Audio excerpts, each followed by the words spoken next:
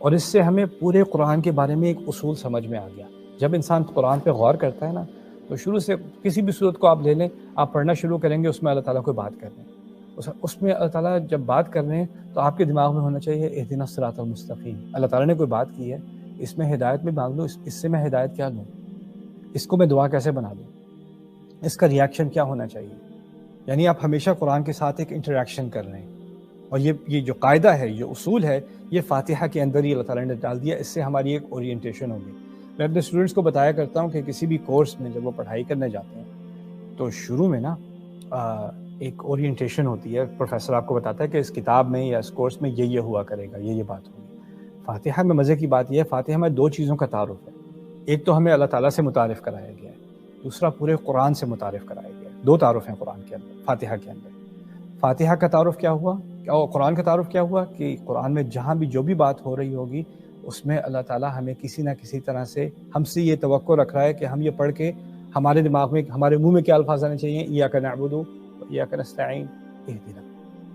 ہم آپ کی عبادت کرتے ہیں، ہم آپ کی مدد مانگتے ہیں، اب ہمیں ہدایت دیجیے. اور یہ ہدایت دینا کیا ہے، یہ سب سے بڑی مدد ہے، اس کو بھی سمجھ لیں. اصل میں جب ہم کہتے ہیں نا کہ ہم اللہ تعالیٰ سے مدد مانگتے ہیں تو ہو سکتا ہے کسی کو روزی کی مصیبت ہے، کسی کو معاشی مصیبت ہے، کسی کو صحت کی مصیبت ہے، کسی کو فیملی کی مصیبت ہے، کسی کو نفسیاتی مصیبت ہے. مختلف لوگوں کے مختلف امتحانات ہوتے ہیں، مختلف مشکلیں ہوتی ہیں، اور ہر معاملے میں ہم کہتے ہیں یا رب ہم تیری مدد مانگتے ہیں، ایاک نستعین. یہاں پر اللہ تعالیٰ نے کیا کیا، العام الی الخاص، یعنی کھلا میدان ہے، ہر طرح کی مدد میں اللہ تعالیٰ اپنے رب سے مانگتا ہوں ایاک نستعین کے اندر. لیکن ان تمام چیزوں میں جن میں مجھے مدد چاہیے، ان میں سے اللہ نے ایک چیز کا اختیار کیا. یہاں اس نے یہ نہیں کہا ہمیں رزق دے، یا ہماری حفاظت کر، یا ہماری مشکلیں آسان کر، یا ہمیں شفا دے. وہ بھی ساری درخواستیں ہیں، لیکن ان سب درخواستوں کو چھوڑ کے فاتحہ میں ایک چیز کی درخواست کی ہے، وہ کیا ہے، اہدنا، ہمیں ہدایت دے. اور یہ کیوں، اس کی اہمیت کیا ہے؟ اس کی اہمیت یہ ہے کہ جو آپ باقی ساری چیزیں مانگ رہے ہو نا اللہ تعالیٰ سے، وہ سب اس کے تحت ہیں. اگر یہ مل گیا نا تو سب سے بڑا رزق مل گیا. اگر یہ مل گیا تو اس سے بڑی حفاظت کوئی نہیں آپ کی دنیا میں، میری دنیا میں. اگر یہ مل گیا تو اس سے اچھی کوئی شفا نہیں مل سکتی انسان کو. یعنی باقی جو چیزیں میں ڈھونڈ رہا ہوں دنیا میں، جو مجھے چاہیے اس دنیا میں، وہ سب چیزیں اللہ تعالیٰ میرے لیے آسان کر دے گا، وہ دے دے گا آٹومیٹک. وہ بینیفٹس ہیں، وہ اصل مقصد ہی وہ بینیفٹس ہیں. اصل چیز کیا ہے، اگر یہ چیز ایک اللہ دے دے تو وہ باقی سارے مسئلے حل، اور وہ ہوگی ہدایت، اہدنا. آخری بات جو میں آپ سے آج کرنا چاہ رہا ہوں وہ ہے ہدایت اور علم کا فرق. لوگوں نے عام طور پر اس چیز کو کنفیوز کیا ہے کہ ہدایت اور علم میں کیا فرق ہے. اب میں اللہ تعالیٰ سے ہدایت مانگ رہا ہوں، ٹھیک ہے نا، اور کوئی کہے ماشاءاللہ اس کے پاس بڑی ہدایت ہے، ہم سمجھتے ہیں اس کے پاس بہت علم ہے، وہ جانتا بہت ہے. اصل میں ان دونوں میں بہت بڑا فرق ہے. اب جب اگلی دفعہ آپ اللہ تعالیٰ سے مانگیں گے نا ہدایت، تو اس چیز کو سامنے رکھنا. دیکھیے، علم ایسی چیز ہوتی ہے جیسے ڈائریکشنز ہیں. مجھے یہاں سے، میں اپنے جہاں بیٹھا ہوں وہاں سے مجھے ایئرپورٹ پہنچنا ہے، تو یار میں GPS استعمال کر لوں گا، یا کسی سے ڈائریکشنز پوچھ لوں گا، کہوں گا کہ بھائی ایئرپورٹ کیسے جاتے ہیں، وہ کہتا ہے فلانی ہائی وے سے جاؤ، فلانا ایگزٹ لو، وہاں سے یہ رائٹ کرنا، یہ لیفٹ کرنا، ایئرپورٹ پہنچ جاؤ گے. ٹھیک ہے، یہ معلومات ہیں. اب یہ معلومات جب میرے پاس ایک دفعہ آ گئیں، یا میں نے لکھ لی، اسٹور کر لی، اب مجھے بار بار اس کی ضرورت نہیں پڑے گی. ایک دفعہ پتہ چل گیا تو پتہ چل گیا، معلومات ہیں. اگر کسی بچے کو آپ نے ایک دفعہ سکھا دیا 2 + 2 = 4، بار بار سکھانے کی ضرورت نہیں ہے. ایک دفعہ علم آ گیا تو آ گیا. اگر آپ نے سیکھ لیا آگ جلاتی ہے، ایک دفعہ سیکھ لیا انسان نے تو سیکھ لیا، اس کو بار بار سیکھنے کی، اس کو دہرائی کرنے کی، صبح اٹھ کے اس کا ورد کرنے کی ضرورت نہیں ہے. ایک دفعہ علم آ چکا تو آ چکا. علم کی حیثیت یہی ہے. اور علم کیا ہوتا ہے، وہ بڑھتا رہتا ہے.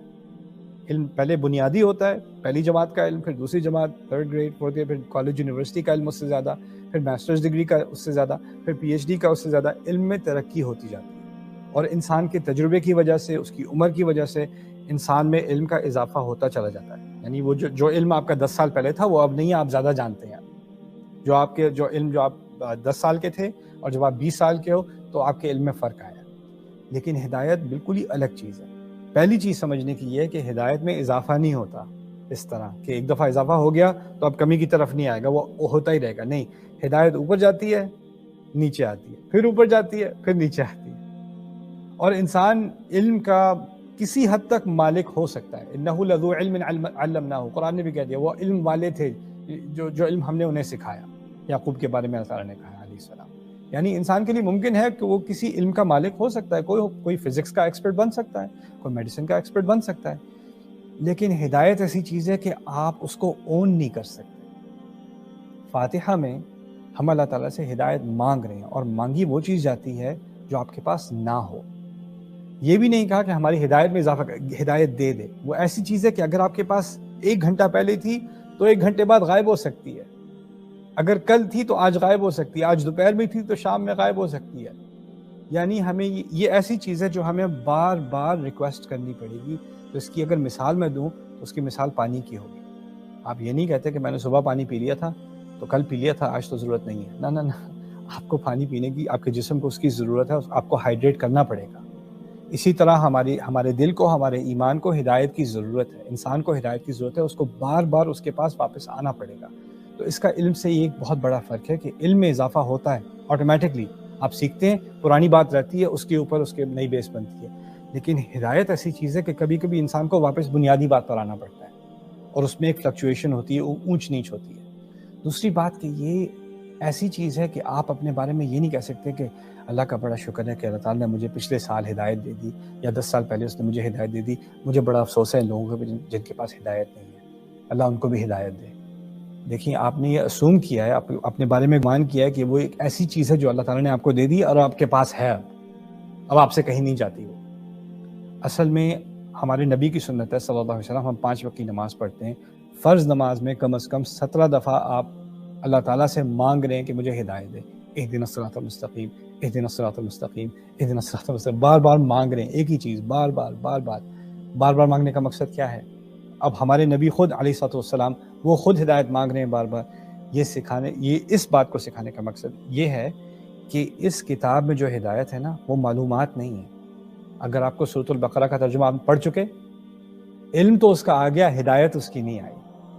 سورۃ الناس آپ نے پڑھی ہوئی، یاد کی ہوئی ہے، اس کا علم تو آپ آسانی سے، آپ عربی سیکھ لیں یا عربی نہ بھی سیکھیں، ترجمہ یاد کر دیں، آپ کو پتہ چل جائے گا سورۃ میں کیا بات ہو رہی ہے، لیکن وہ معلومات ہیں، وہ ہدایت نہیں ہے۔ ہدایت ایسی چیز ہے جس کا صرف عقل پہ نہیں، دل پہ بھی اثر ہوتا ہے، اور وہ ایسی چیز، قرآن نے اس کو ایسی چیز بنایا ہے کہ مجھے اس کے پاس بار بار جانے کی ضرورت ہے، اور اس کا جو اثر، وہی آیت ہے، میں وہی آیت پڑھ رہا ہوں، لیکن اس کا جو اثر میں نے پچھلی دفعہ پڑھی تھی، جو اثر اس وقت ہوا تھا، اس وقت اس کا کوئی اور ہی اثر ہو رہا ہے، پھر اس کے بعد کوئی اور ہی اثر ہو رہا ہے، پھر اس کے بعد کوئی اور ہی اثر ہو رہا ہے۔ یعنی اس قرآن کی جو رینیول ہے، جو اس کی ریفریش ریٹ ہے، اس طرح سمجھ لیں میرے ساتھ، وہ بار بار اس کا میرے ساتھ تعلق جو ہے وہ ریفریش ہوتا چلا جاتا ہے، اور اسی لیے اس کے جواب میں، اہدنا الصراط المستقیم کے جواب میں باقی قرآن ہے۔ جس سیدھے راستے کی ہم نے ہدایت اللہ تعالیٰ سے مانگی ہے، وہ سیدھا راستہ اصل میں قرآن میں آرٹیکولیٹ ہوا ہے، اور اس سیدھے راستے کا ایک بہت بڑا حصہ دعائیں ہیں۔